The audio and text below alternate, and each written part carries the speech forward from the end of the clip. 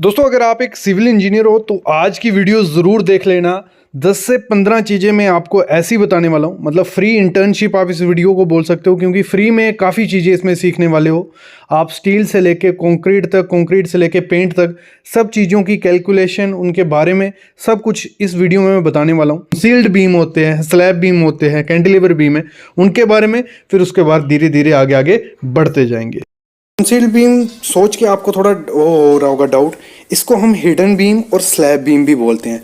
तो ये क्या होता है, इसकी स्टील डिटेल क्या होना चाहिए, क्यों प्रोवाइड करते हैं, सब चीज़ें मैं आपको क्लियर करूँगा। लाइव साइड पे लेके जा रहा हूँ आपको, वहाँ आप देख रहे हो सामने, ये हमारा है स्लैब बीम।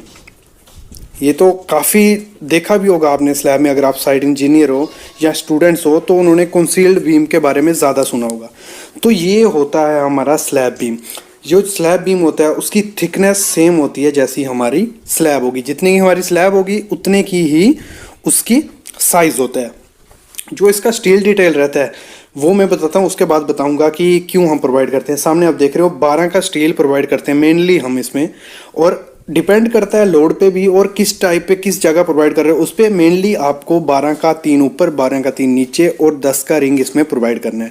ये हमेशा ध्यान रखना है आपको, क्योंकि इंटरव्यू में क्वेश्चन क्या पूछा जाता है कि कंसील्ड बीम क्यों प्रोवाइड करते हैं और इनमें क्या ज़रूरी चीज़ें आपको देखनी होती हैं। तो ये आज मैं आपको क्लियर करूँगा। सबसे पहले अभी मैं बताता हूँ, कंसील्ड बीम हमारा जो हिडन बीम होता है वो प्रोवाइड करते हैं हम। क्या होता है देखो, बहुत जगह पे जो हमारी फ्लोर की हाइट होती है वो कम करने के लिए हमें नई नई चीज़ें करनी होती हैं। तो ये नई टेक्निक है कि आप इससे क्या होता है, जो टी बीम होता है, आप इसके साथ में ही आप देख रहे होंगे कि नीचे डक्ट जैसे है वो हमारा टी बीम है स्लैब के साथ, और नीचे लटक रहती है।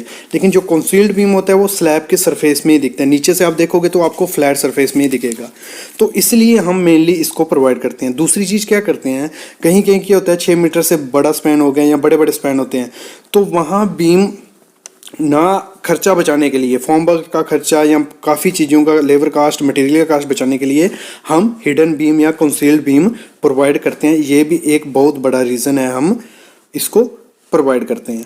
दूसरा मेनली जहां आप देख रहे हो, ये हमने यहाँ क्यों प्रोवाइड किया है वो मैं आपको बताता हूँ कि हमारा यहाँ क्या फंड है, क्योंकि इसके काफ़ी ज़्यादा मकसद हैं कंसील्ड बीम के प्रोवाइड कर देंगे। मैं कंसील्ड छोड़ के आपको स्लैब बीम बोल दूंगा अभी। स्लैब बीम हमने यहाँ प्रोवाइड कर रहे हैं क्योंकि हमारा यहाँ आता है कटआउट। तो कटआउट आएगा जो हमारा मेन बार होगा, देखो स्लैब का जो रीइंफोर्समेंट आ रहा है वो वहाँ पे कट हो जाएगा। जैसे अब जहाँ पे आप चौक का मार्जिन देख रहे हो वहाँ में आगे आपको शटरिंग भी दिखाता हूँ, हमने शटरिंग किया हुआ है इसका बाद में। तो यहाँ इसका मेन रीइंफोर्समेंट कट रहा है, तो यहाँ जो ये सेक्शन होगी वीक हो जाएगी क्योंकि ये कैंटिलीवर टाइप बन जाएगी। तो इसीलिए क्या है, यहाँ स्लैब बीम प्रोवाइड किया है कि जो उसका लोड आएगा वो उसको कैरी कर सके। जैसे आप सामने देख रहे हो ये हमारा कटआउट है, जहाँ शटरिंग के बीच में कटआउट है, यहाँ हमारा स्लैब बीम आ गया, तो इससे इसको प्रोटेक्शन मिल गई। तो ये एक रीज़न भी है हम स्लैब बीम प्रोवाइड करते हैं जहाँ आपको ज़रूरी होता है। अभी दूसरी चीज़ क्यों प्रोवाइड करते हैं, कई जगह पे हम स्लैब बीम इसलिए प्रोवाइड करते हैं, देखो कुछ चीज़ें एलिवेशंस होती हैं कि नीचे से ही दिखेंगी, और वो सेक्शन आपकी कैंटिलीवर भी हो सकती है या सिंपली स्पोर्टेड भी हो सकती है। लेकिन नीचे से अगर वो एलिवेशन दिख रही है और नीचे अगर उसकी लटक दिखे बीम की तो वो ख़राब दिखेगा। तो इसलिए क्या करते हैं, स्लैब में ही हिडन बीम डाल देते हैं। तो यही मकसद रहता है हमारा हिडन बीम डालने का, कि जो हमारा मेन बार पड़ता है वो कहाँ आपको डालना होता है और क्रैंक बार कैसे डलता है। तो सबसे पहले जो सामने आप देख रहे हो, तो आपको हमेशा ध्यान देना है जब भी आपका जो भी मेन बार पड़ेगा, अगर हम अल्टरनेट बेंट अप की बात करें या ऐसे मेन बार की बात करें, वो आपका हमेशा शॉर्टर स्पैन में रहेगा। तो इसी स्पैन की अगर हम बात करें जहाँ ये मार्किंग की जा रही है, देखो होता क्या है, ये शॉर्टर स्पैन पे मार्किंग की जा रही है। यहाँ जो ड्राइंग में मेंशन था 135 के सेंटर से आपको मेन बार प्रोवाइड करना है अल्टरनेट बेंट अप। तो हम ये देखो, ये पहले आप स्पान देख लो, ये लंबा स्पान इस तरफ है और छोटा इस तरफ पड़ता है, मतलब ऐसे लंबा ये है 8 मीटर और ऐसे है ये 4 मीटर में। एक बार आपको साइड से भी दिखा देता हूँ, ये हो गया लंबा, आपको दिख गया कितना बड़ा स्पैन है। बीम के अंदर अंदर देखना, तो इसमें हमें छोटे स्पैन पे मेन बार प्रोवाइड करना है और बड़े स्पैन पे डिस्ट्रीब्यूशन बार। तो हमेशा जब आप मेन बार प्रोवाइड करोगे, मैं दिखाता हूँ क्या कैसे होता है।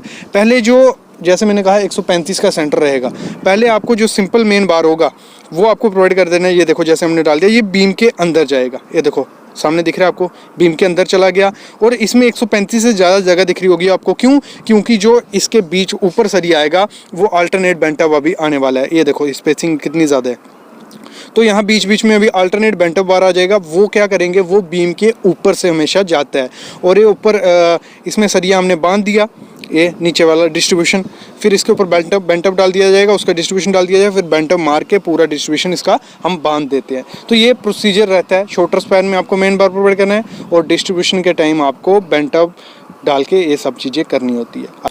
तो सबसे पहले आपको कंक्रीट को देख के क्या आता है, मतलब पहली चीज़ हम देखते हैं उसमें एग्रीगेट। तो एग्रीगेट के लिए क्वेश्चन है, the size of fine aggregate does not exceed. जो हम फाइन एग्रीगेट जिसे बोलते हैं तो उसका साइज़ कितने से ज़्यादा नहीं होना चाहिए। तो वो क्या होता है, 4.75 mm जो होता है, उससे कम का जो साइज़ होता है उसे हम फाइन एग्रीगेट बोलते हैं, और ऊपर उससे चला जाता है तो वो फाइन एग्रीगेट नहीं रहता। अगला क्वेश्चन है, जब क्या होता है, जब भी जो इंग्रेडिएंट है, जैसे कंक्रीट आप देख रहे हो, ये प्रॉपर अच्छा कंक्रीट है, एक वर्केबल कंक्रीट है। तो कंक्रीट में जब कभी क्या होता है, जो मटेरियल होता है कंक्रीट का, एग्रीगेट, सैंड या सीमेंट या पानी, वो जब अलग अलग पड़ने लग पड़ता है प्लेसिंग के दौरान, तो उस चीज़ को हम क्या बोलते हैं, वो होती है हमारी सेग्रीगेशन। ये हर एक क्वेश्चन आता ही है, कोई भी एग्जाम होगा उसमें ये क्वेश्चन पूछा ही जाता है, घुमा फिरा के पूछा जाएगा, लेकिन हम उसे सेग्रीगेशन बोलते हैं। जो फैक्टर ऑफ सेफ्टी हम लेते हैं कंस्ट्रक्शन में, तो वो फैक्टर ऑफ सेफ्टी स्टील का कम होता है एज कम्पेयर टू कंक्रीट। ये हमेशा याद रखना, हमेशा जो फैक्टर ऑफ सेफ्टी कंक्रीट का ज़्यादा होता है और स्टील का हमेशा कम होता है, ये हमेशा याद होना चाहिए, इंटरव्यू में पूछा जाता है। जो सेटिंग टाइम होता है हमारा सीमेंट या कंक्रीट बोल लो, तो उसको हम कैसे ज़्यादा कर सकते हैं, मतलब हमारा सेटिंग टाइम जल्दी नहीं होना चाहिए, तो उसको हम कैसे बढ़ा सकते हैं, इंक्रीज़ कैसे कर सकते हैं, हम उसमें जिप्सम ऐड कर सकते हैं। और भी काफ़ी चीज़ें होती हैं, लेकिन हम जिप्सम जब भी उसमें ऐड करेंगे तो उसका सेटिंग टाइम इंक्रीज होगा। आपको बताता हूँ, मैंड्रिल का ये टॉपिक रहने वाला है। जिन लोगों को पता है तो आइडिया लग गया होगा कि मैंड्रिल क्या है। तो सामने आप देख रहे हो हमारा क्या चल रहा है। तो इसमें क्या होता है, जो बेंड होता है, आप देख रहे हो ये डेवलपमेंट लेंथ है, उसके लिए हमें बेंडिंग करनी पड़ती है, या एंकरेज लेंथ हम जिसे बोलते हैं उसे बेंडिंग करनी पड़ती है। ये जो सरिया है एल देख रहे हो आप, इसको बेंड करने का क्या प्रोसीजर रहता है, मतलब अगर प्रॉपर से आप बेंड नहीं करोगे, जब उस स्टील पे लोड आएगा वो वहीं से क्रैक होगा और फेलियर होने के चांसेस वहीं से सबसे ज़्यादा होते हैं, क्योंकि वो बेस पॉइंट है किसी चीज़ का और लोड पड़ेगा, अगर प्रॉपर बेंडिंग उसको नहीं की है तो वो फेल हो जाएगा। तो इसको भी एक प्रोसीजर होता है, आईएस कोड कहता है प्रॉपर बेंडिंग का। तो वो क्या होता है वो मैं आपको बता देता हूँ। सबसे पहले मैं आपको दिखा देता हूँ जिसमें हम बेंडिंग करते हैं। ये है हमारी सामने देख रहे हो बेंडिंग मशीन है, इसी पे हमारी बेंडिंग होगी और यहाँ मैंड्रिल लगता है। ये जो सामने देख रहे हो ये मैंड्रिल है, इसी पे हम बेंडिंग करते हैं। लेकिन इसमें आपको कितनी बेंडिंग करनी होती है वो क्या डिपेंड होती है, वो आपको करनी होती है 8D के हिसाब से। ये मतलब आईएस कोड में सब मेंशन किया है, लेकिन अगर आप प्रॉपर से 8D के हिसाब से मैंड्रिल यूज़ करोगे और बेंडिंग करोगे तो प्रॉपर जब सरिये पे लोड आएगा वो प्रॉपरली नीचे डिस्ट्रीब्यूट करेगा, जहाँ से बेंड हुआ होगा वहाँ से टूटने के या फेलियर होने के चांसेस काफ़ी ज़्यादा कम हो जाते हैं। अभी मैं दिखा देता हूँ मैंड्रिल आपको किस हिसाब से चूज़ करना होता है। देखो जो भी डाया का सरिया होगा, जैसे हमने लिखा है रीबार साइज 8 mm, और फिर आपको कितने का मैंड्रिल यूज़ करना है, 4x D करना है। अगर 8 mm का स्टील है तो 32 mm का हमारा मैंड्रिल यूज़ होगा। अगर 10 mm का बार है तो 4D हमें मैंड्रिल यूज़ करना है, मतलब 40 mm उसका डाया होगा मैंड्रिल का, तो वो आपको यूज़ करना है। अगर हम बढ़ते हैं आगे 12 mm का, अगर आप 12 mm का सरिये की बेंडिंग करते हो तो 8D मैंड्रिल आपको यूज़ करना है, मतलब 8 × 12 हो जाएगा हमारा 96। फिर हमारा अगर 16 mm का बार है तो उसमें भी हमें मैंड्रिल यूज़ कौन सा करना होता है, 8D के हिसाब से। तो 8 × 16 हो जाएगा हमारा 128 mm। फिर आपको 20 का अगर डाया है तो 8 × 20 160 mm, 25 का है तो 8 × 25 वो 200 mm आपको मैंड्रिल यूज़ करना होता है। ये क्वालिटी के पॉइंट से बहुत ज़्यादा बड़ा पॉइंट है स्टील वर्क में।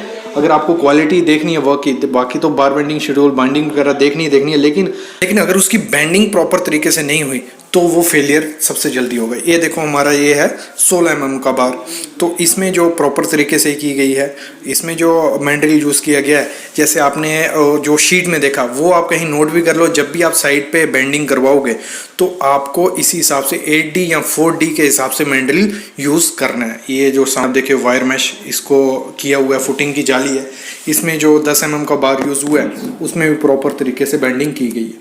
वाइट वॉश जो हम करते हैं, अगर आपकी दीवार है, जैसे सामने आप देख रहे हो लिफ्ट है, लिफ्ट में वाइट वॉश किया जा रहा है, तो इसकी हमें क्वांटिटी कैसे निकालेंगे?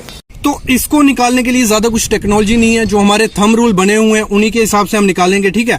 जैसे आपने देखा स्टार्ट की वीडियो में लिफ्ट में हो रही थी, तो लिफ्ट 4 मीटर लंबी थी वो, और नीचे वो उसकी डेप्थ कितनी है 40 मीटर।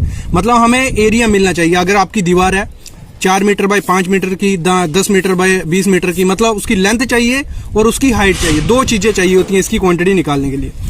पहले थंब रूल देख लो, फिर हम इसके नीचे बढ़ेंगे। जो ये 4 मीटर और 40 मीटर मैंने लिया है, ये आगे हमारे काम आएगा।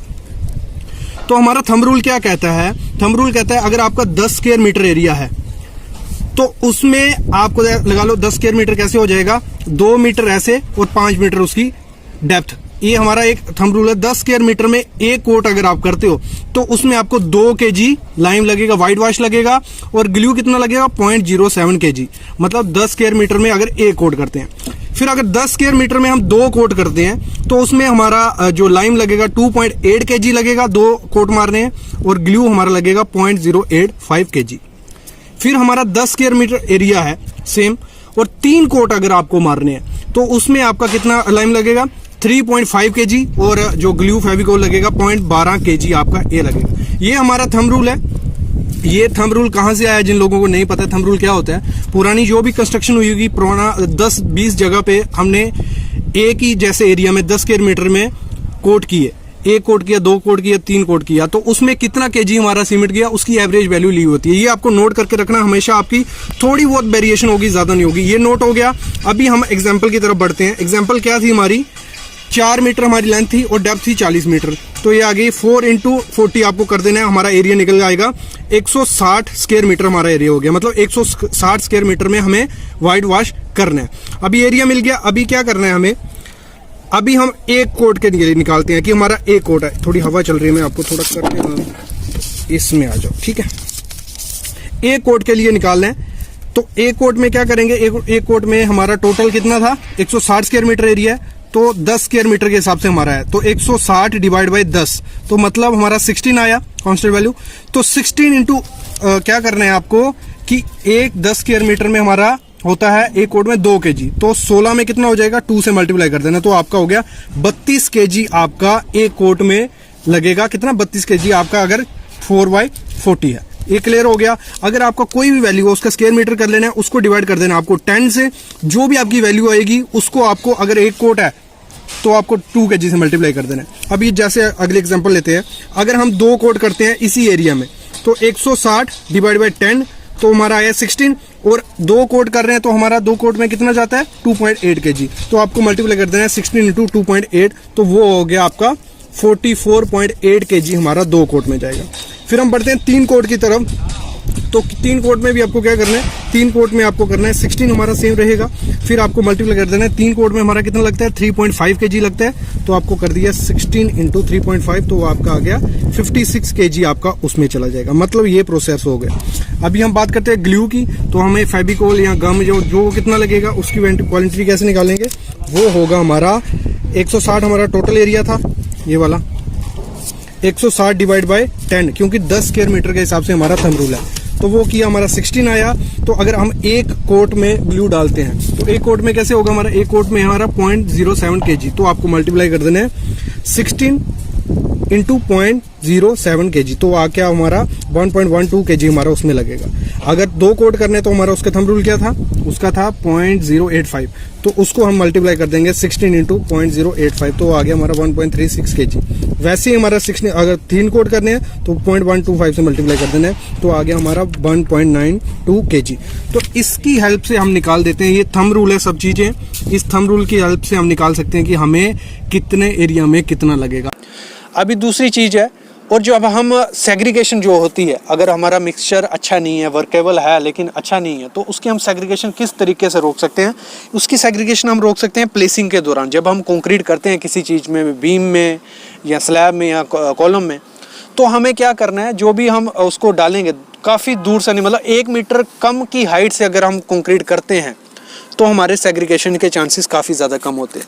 आपने देखा होगा जब भी हम कॉलम कास्ट करते हैं, कंक्रीट करते हैं, उसमें तो 3 मीटर की हाइट होती है, और फर्मा जो होता है, जो फॉर्म वर्क की होती है, जो तगारी से हम कंक्रीट कर रहे हैं वो डायरेक्ट हम क्या करते हैं, डाल देते हैं उसमें तगारी से, और जो नीचे कंक्रीट पहुंचता है वो क्या पहुंचता है, सिर्फ एग्रीगेट पहुंचता है, और बाद में जो पानी या सैंड होगी वो बाद में पहुंचता है। और हमेशा जो आपका कॉलम खराब निकलता है वो कहाँ से निकलता है, हनीकॉम्ब आपको देखने को कहाँ से मिलता है, आपको मिलता है कॉलम के बॉटम में। और जो कॉलम का हाई रिस्क जोन एरिया कौन सा होता है, कॉलम का बॉटम ही, मतलब स्लैब से थोड़ा 1 मीटर ऊपर तक वो सबसे रिस्की जोन है, फेलियर होने के चांसेस काफ़ी ज़्यादा वहीं होते हैं।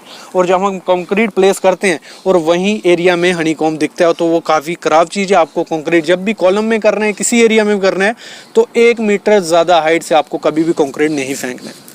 अगला जो क्वेश्चन आपको आना चाहिए, जो इंटरव्यू में पूछा जाता है, जो कंक्रीट की स्ट्रेंथ कैसे, जो वॉइड आपने सुना है कंक्रीट में वॉइड हम कंपैक्शन करते हैं, किस लिए करते हैं, वॉइड को ख़त्म करने के लिए। तो अगर 1% वॉइड कंक्रीट में रह जाता है, अगर प्रॉपर उसमें वाइब्रेटर नहीं चलाओगे, प्रॉपर वाइब्रेटर नहीं यूज़ करोगे, तो 1% वॉइड 5% स्ट्रेंथ कम करता है। कितना, 1% वॉइड 5% स्ट्रेंथ कम करता है, ये हमेशा याद रखना।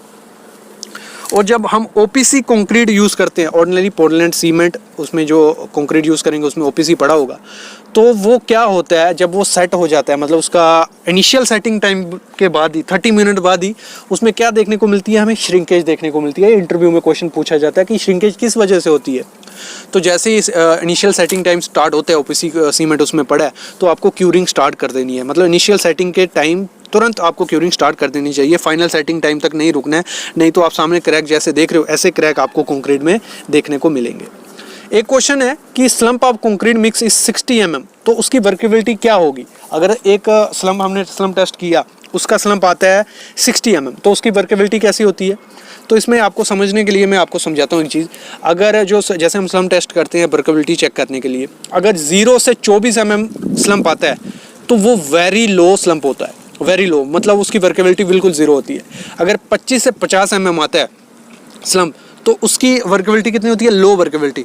20 से 24 कितना था, वेरी लो, 25 से 50 हो गया लो, और 50 से 100 mm अगर वर्केबिलिटी आती है तो वो मीडियम हुआ, अगर 100 से 175 mm होता है तो वो हाई वर्केबल कंक्रीट होगा। और हमारा कितना है, 60 mm यहाँ पूछा था, तो वो मीडियम वर्केबल कंक्रीट हम उसे कहेंगे। ये क्वेश्चन हो गया। अभी अगला जो क्वेश्चन निकल के आता है वो है, जैसे जैसे टाइम बढ़ता है तो क्या कंक्रीट की स्ट्रेंथ डिक्रीज होती है। इसका आंसर है नहीं, क्योंकि जैसे जैसे कंक्रीट ओल्ड होता जाता है, टाइम निकलता जाता है, तो उसकी स्ट्रेंथ बढ़ती जाती है, ये हमेशा याद रखना।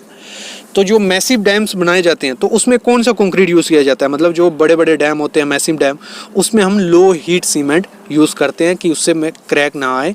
रैपिड हार्डनिंग में यूज़ करते हैं, उसमें हम करते हैं लो हीट सीमेंट।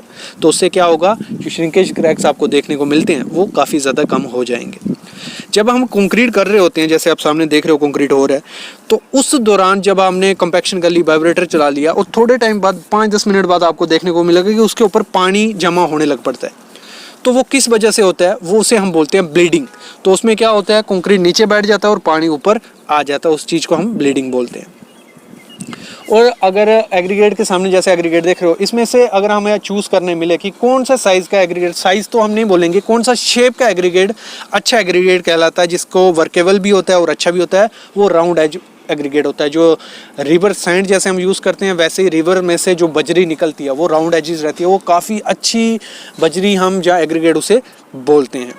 और एक और चीज़ आपको काफ़ी इंपॉर्टेंट चीज़ है, जो एग्रीगेट 75 mm से छोटा एग्रीगेट होता है उसको क्या चीज़ हम बोलते हैं, साइक्लोपियन एग्रीगेट क्या होता है। साइक्लोपियन एग्रीगेट वो होता है जिसका साइज़ 75 mm से कम हो, उसे हम साइक्लोपियन एग्रीगेट बोलते हैं। अगला क्वेश्चन है, अगर हम इन हैंड मतलब मैन मेड खुद आप मिक्स कर रहे हो, आरएमसी प्लांट से कंक्रीट नहीं आ रहा है, उसको खुद मिक्स कर रहे हो, यहाँ उसमें हमें कितनी सीमेंट की रेशो बढ़ानी होती है। जो भी डिज़ाइन किया गया है वो आरएमसी के हिसाब से किया जाता है मोस्टली। तो हैंडमेड में आपको 5% एक्स्ट्रा सीमेंट डालना होता है, और अगर पंपेबल कंक्रीट है, पंप से कंक्रीट करोगे तो उसमें तो आपको 10% एक्स्ट्रा सीमेंट डालना होता है। अगला क्वेश्चन है कि कंक्रीट अपनी स्ट्रेंथ कैसे गेन करता है, मतलब क्या चीज़ से कंक्रीट अपनी स्ट्रेंथ गेन करता है। तो उसमें स्ट्रेंथ होती है सीमेंट, जब हाइड्रेशन प्रोसेस उसका स्टार्ट हो जाता है, जब उसमें हम सीमेंट में पानी डालेंगे, जो हाइड्रेशन होगी, तो उसी की हेल्प से जो कंक्रीट होता है वो अपनी स्ट्रेंथ गेन करने लग पड़ता है। कॉलम की शटरिंग करेंगे और टोटल स्टेशन की हेल्प से हम शटरिंग कैसे करते हैं वो मैं आपको इस वीडियो में बेसिक उसका देने वाला हूँ। तो सबसे पहले क्या है, देखो हमारा ड्राइंग रहेगा, उसमें हमें नॉर्थिंग ईस्टिंग दी रहेगी, ठीक है। जैसे इसका सेंटर पॉइंट दिया है, नॉर्थ ईस्ट कहाँ आएगा, क्या कैसे प्रोवाइड करना है, नॉर्थ ईस्टिंग आपको एक बार मिल गई तो ये प्लान है, मतलब इसमें भी सेंटर आपको दिया हुआ है ड्राइंग का, नॉर्थ ईस्टिंग दी हुई है, ठीक है। इसको हम ऑटोकैड में एज इट इज़ मतलब प्रिंट कर लेंगे, मतलब डायमेंशंस है हमारी, सेंटर ले लेंगे, देखो यहाँ से उसने दिया हुआ है मतलब 3 मीटर 50 पे उसका सेंटर है, उसका सेंटर निकाल के वैसे ही हम ऑटोकैड से इसको बना लेंगे। ये वीडियो कुछ लोगों को जिनको ऑटोकैड नहीं आती है तो उस पर मैं कमांड्स की कुछ वीडियो लाऊंगा जो मतलब बेसिकली साइट पे यूज़ होती हैं, उसी पे मैं वीडियो लाऊंगा। आप उससे ईजिली ये जैसे ये ड्राइंग है ऑटोकैड में प्रिंट कर सकते हो, बना सकते हो। तो वैसे ही मैं अभी थोड़ी देर में आगे आपको बताता हूँ कि मतलब हम बनाएंगे कैसे, लेकिन आज बनाना नहीं सिखाऊंगा, लेकिन उसमें बनी हुई पड़ी हुई है, उसमें मैं दिखा दूंगा कि कोऑर्डिनेट कैसे प्रोवाइड किए होते हैं। तो कुछ सिंपल फंडा रहता है, कुछ ज़्यादा नहीं है इसमें, मतलब डायमेंशंस आपको होंगी, आप डायमेंशन दे दोगे, जैसे एक बार आपकी ऑटोकैड में ड्राइंग बन गई उससे आप कोऑर्डिनेट उठा सकते हो और वैसे ही टोटल स्टेशन पे साइड पे जाके मार सकते हैं। मैं ऑटोकैड का दिखा देता हूँ कैसे है।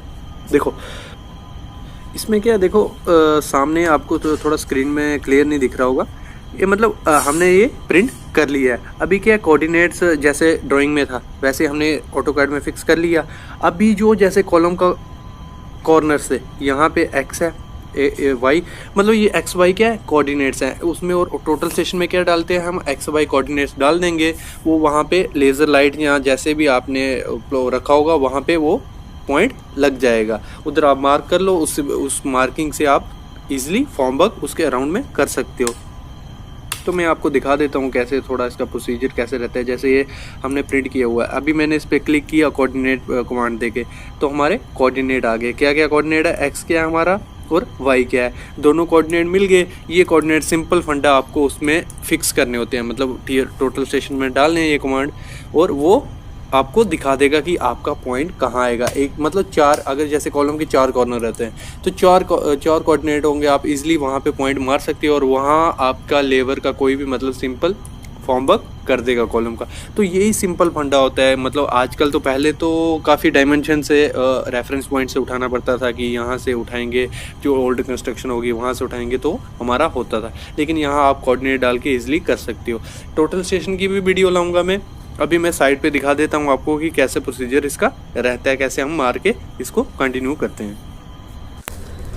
अभी क्या होगा, मतलब जो कोऑर्डिनेट्स हमने ऑटोकैड से निकाले वो सर्वेयर टोटल स्टेशन में फिक्स कर लेगा, ठीक है। फिक्स कर लिया एक्स वाई कोऑर्डिनेट्स और वो मार्किंग करवा देगा। जैसे यहाँ प्रोसीजर आप सामने देख रहे हो कि हमारा सर्वेयर मार्किंग करवा रहा है, वहाँ पे चारों तरफ कॉलम के मार्किंग हो जाएगी, मतलब 4 कॉर्नर मिल जाएंगे। तो उससे इसमें क्या है, हमारा 3 कॉर्नर से भी हमारा हो जाएगा। मतलब अगर 3 कॉर्नर दिए रहेंगे तो जो आपका वो शटरिंग करने वाला वो मार्किंग अच्छे काट कोना करके उसका फॉर्म वर्क कर सकता है। यहाँ प्रोसीजर देखते जाओ आपको कैसे करते जा रहा है।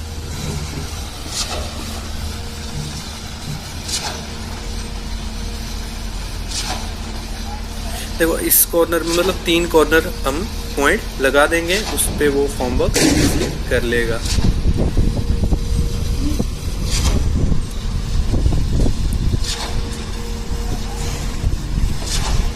सिंपल फंडा है, कुछ ज़्यादा इसमें है नहीं। मेन क्या ड्राइंग से आपको कोऑर्डिनेट ऑटोकैड में मारने हैं और उससे कोऑर्डिनेट उठा के टोटल स्टेशन में फिक्स करने हैं। और टोटल स्टेशन का भी इतना कोई लंबा प्रोसीजर नहीं है, मैं उसका स्टेप बाय स्टेप आपको बता दूंगा, ठीक है। एक बार पॉइंट लग गए तो उसके बाद काट कोना करके देखो यहाँ पॉइंट था अपना, पॉइंट एक कॉर्नर पे ये पॉइंट था, उधर से पॉइंट दूसरा पॉइंट था, तो वहाँ से क्या होगा मार्किंग कर लेगा लेबर, मतलब एक लाइन खींच लेगा कि फॉर्म वर्क अपना टोटल बैठे उस पर।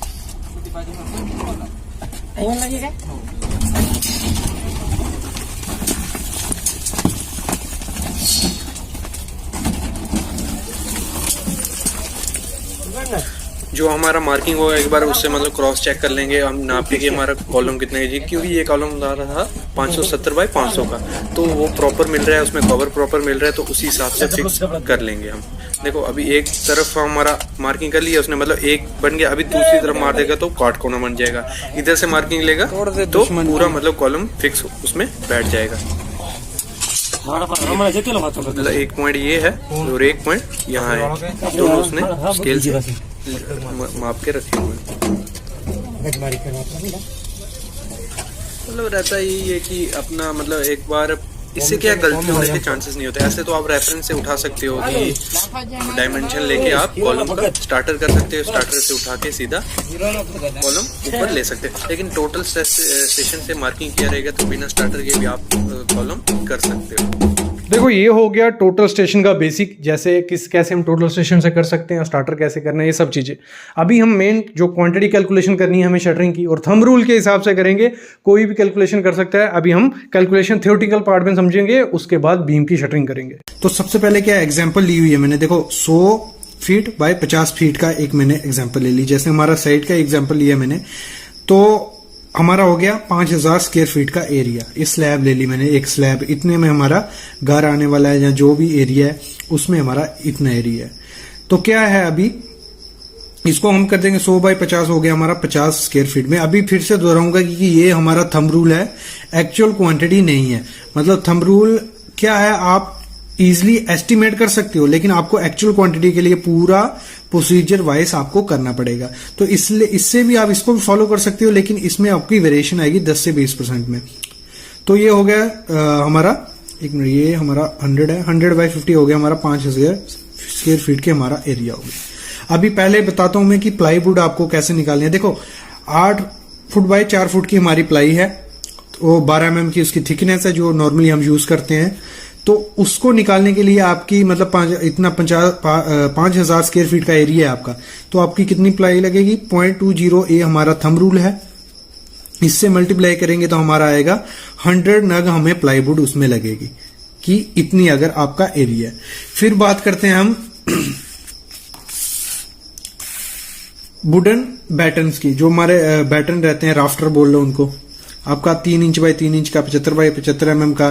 तो उसको निकालने के लिए आपकी कितनी रहेगी, मतलब अगर वुडन बैटन कितने लगेंगे आपके 5000 स्क्वायर फीट के एरिया में, आपके लगेंगे 5, जो आपका एरिया होगा इंटू 0.04, ये आ गया हमारा थंब रूल। तो हमारा 2000 रनिंग फीट आपका वुडन बैटन लगेंगे। मतलब इनको क्या रनिंग फीट में लेते हैं कि मतलब उनकी लंबाई के हिसाब से, मतलब नग नहीं, लंबाई। मतलब ऐसे अगर देखें तो ऐसे ऐसे ऐसे इनको गिनेंगे। मतलब ये हो गया हमारा कितना रनिंग फीट, वो इसी हिसाब से हम उसको गिनेंगे। फिर आती है बात हमारे वुडन बल्लीज की, जो हम बल्लीज नीचे लगाते हैं सपोर्ट के लिए। ये मतलब नॉर्मल कंस्ट्रक्शन के लिए, अगर आपकी हाई राइज बिल्डिंग वगैरह है तो उसमें जो स्काफोल्डिंग वर्क वगैरह रहता है वो नहीं, बल्लीज की बात कर रहा हूं। स्लैब के लिए बल्ली कितनी चाहिए, उसको निकालने के लिए, या बीम के लिए कितनी चाहिए उसको निकालने के पहले हमें चाहिए बीम बॉटम प्लेट्स। मतलब जो, अगर देखो मैं शटरिंग पे एक वीडियो लाऊंगा, अभी फ्रेशर को समझ नहीं आ रहा होगा कि क्या है बॉटम वगैरह। ये देखो, जो भी हमारा कॉलम होगा या दीवार होगी उसके ऊपर हमें बीम के लिए एक उसका प्लेटफॉर्म बनाना पड़ता है। तो इधर ऐसे तो प्लाई का भी बनता है, लेकिन इसमें मैं किसकी प्लेट, बॉटम प्लेट्स की बात कर रहा हूं, क्योंकि नॉर्मली गांव वगैरह में हम प्लेट ही यूज करते हैं, लंबी लंबी प्लेट्स आती हैं। ठीक है, तो ये कितनी प्लेट लगेंगी, देखो उसका 1.5 इंच ठीक है हमारी प्लेट। तो कितनी 5000 स्क्वायर फीट में कितनी हमें जरूरत पड़ेगी, 5000 इंटू थंब रूल। तो थंब रूल इसके लिए क्या, 0.24, तो हो गया हमारा 1200 रनिंग फीट हमें बॉटम प्लेट चाहिए। फिर आ जाते हैं वुडन बल्लीस, दोनों चीजें निकलेंगी, उसके बाद वुडन बल्लीस निकालेंगे।